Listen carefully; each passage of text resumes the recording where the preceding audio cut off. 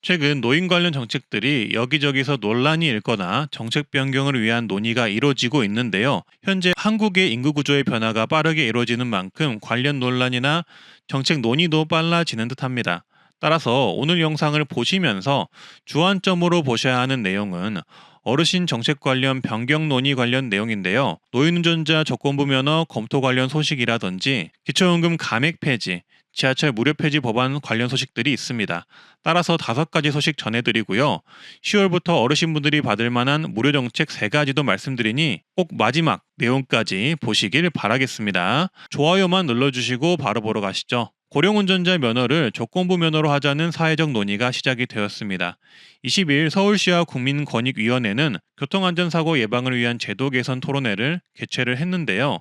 이 자리에 서울시장과 정부, 지자체, 시민단체 등 교통 전문가들이 참여해서 토론을 진행하고 교통사고 예방 등을 위한 논의를 했다고 합니다. 해당 논의에서 나온 발언들을 정리해 드리겠습니다. 오세훈 서울시장은 이렇게 말했습니다. 이동의 자유는 곧 어르신들의 생활 반경과 건강한 사회활동을 의미한다. 어르신과 시민 모두를 보호하면서 사회의 안전 수준을 높이는 새로운 해법이 모색되어야 할 때라고 말했고요. 개인별 실제 운전 능력에 따른 맞춤형 운전면허 제도로 개선을 하거나 자동차 안전장치를 보급하는 등의 고령운전자 이동성을 보장하면서 교통사고를 예방하기 위한 제도적, 기술적 보완이 필요하다라고 말했습니다. 실제로 일본의 경우 고령자 운전 차량에 안전장치를 설치하게 하고 있는데요. 장애물이 앞에 있을 때 엑셀을 밟더라도 가속이 안 되게 하는 페달 오조작 방지 장치가 신차 대부분에 설치가 되고 있다고 하고요. 시속 6km로 달리는 개인용 시니어카 보급이 확산되기도 한다고 합니다. 또 다른 의견으로는 서울시 교통운영과장은 해외처럼 운전면허 적성검사와 면허갱신 시 개인별 운전 능력을 실질적으로 검증하는 절차가 필요하다고 말했습니다. 권익위 제도 개선 과장 또한 개인별 운전 능력을 고려한 조건부 운전면허 발급, 실제 운전 능력을 측정할 수 있는 정기, 수시 검사 개편, 고령운전자 면허 반납 인센티브 확대 등을 제시했다고 합니다. 실제로 오늘 발표된 경찰청 2025년도 예산안 내용을 살펴보면 운전자가 스스로 운전 능력을 확인할 수 있는 자기진단 시스템인 VR 테스트 등이 시범 운영이 되는 만큼 이번 논의 때 나오는 내용들이 점차 진행되지 않을까 싶습니다. 개인적 생각으로는 고령운전자 면허 반납의 실효성이 높지 않은 만큼 노인교통 관련 정책을 확대하고 운전면허 적성검사 제도를 강화해서 운전 능력을 테스트하는 게 어떨까 싶고요. 일본처럼 차량에 페달 오조작 방지 장치를 설치하거나 시니어카 보급을 서둘러 확산하는 게 방안일 수도 있겠다라는 생각이 들었습니다. 이렇게 고령운전자 조건부 제한 관련 논의 내용을 말씀드려 봤는데요. 여러분들의 생각은 어떠신지 댓글로 아이디어나 의견 한번 남겨주시고요. 다음 내용으로는 어르신분들이 많이 받는 도수치료 있잖아요. 앞으로는 이 도수치료를 받는 게 조금 더 어려워질 전망인데요. 정부가 오늘 발표한 비급여 보고 분석 자료를 보면 비급여 항목 중 도수치료가 진료비 규모 중 가장 큰 것으로 나타났다고 합니다. 이렇게 표를 보시면 도수치료는 젊은 사람이나 어르신들이나 상관없이 이렇게 많이 받는 것으로 나오는데요. 정부는 도수치료 등 일부 비급여가 실손보험과 연결되어 과잉진료 경향을 보이는 것으로 판단을 하고 있다고 합니다. 또한 앞으로 비중증 비급여 진료에 대해서는 의학적 필수성이 낮을 경우 병행진료 급여 제한 등을 검토한다고 합니다. 한마디로 병원이 물리치료와 도수치료를 병행진료를 하면서 과잉진료를 하는 경향이 있다고 판단이 돼서 앞으로는 물리치료와 함께 도수치료를 처방하는 것을 정부가 제한을 할 듯 하고요. 그리고 환자가 도수치료를 받고 실손보험을 청구하는 것도 일정 부분 제한이 걸릴 듯 합니다. 다만 교통사고 후 도수치료를 하는 경우 등은 가능하다고 하네요. 9월 13일에는 김태년 의원 및 11인의 국회의원들이 기초연금 일부 개정 법률안을 발표했는데요. 바로 기초연금 감액 관련 내용입니다. 아시다시피 기초연금은 40만 원이 단계적으로 지급이 예정된 상태이지만 현재 논란이 되고 있는 것은 기초연금을 감액하는 제도 등으로 인해서 기초연금 40만 원을 모두 다 못 받는 분들이 많다는 것인데요. 언론에서도 최근에 관련 기사들을 쏟아내고 있는데 그중 가장 핵심적인 감액 내용은 기초연금 부부 감액과 기초연금 국민연금 연계 감액입니다. 따라서 이번 기초연금법 일부 개정 법률안은 이러한 상황을 개선하고자 나온 법안으로 보이는데요. 법안 내용을 살펴보면요. 주로 기초연금 부부가액 폐지에 대한 내용이 있습니다. 기초연금의 경우 부부가 모두 기초연금 수급권자인 경우에는 각각 20%를 감액하도록 정하고 있다. 하지만 부부에 대한 기초연금 감액을 일괄적으로 의무 적용하는 것은 노인 빈곤의 심각성에 비추어 볼 때 과도한 측면이 있다. 따라서 부부에 대한 기초연금 감액 조항을 삭제한다. 라는 내용이 담겨 있습니다.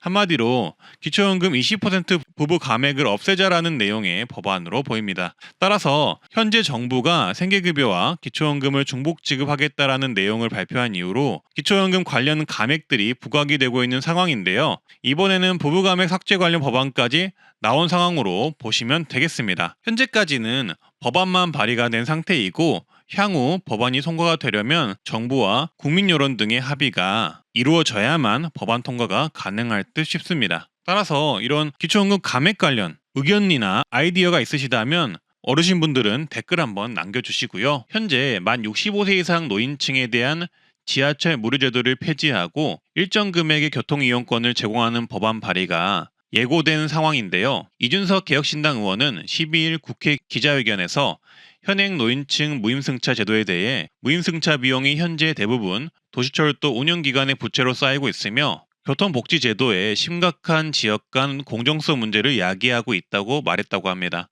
해당 의원의 말을 쉽게 해석하면 무임승차 비용의 증가로 부채가 쌓이고 있으며 지하철이 없는 지역도 있어서 지하철 무임승차만 제공하면 형평성에 어긋난다고 말하는 것으로 볼 수가 있는데요.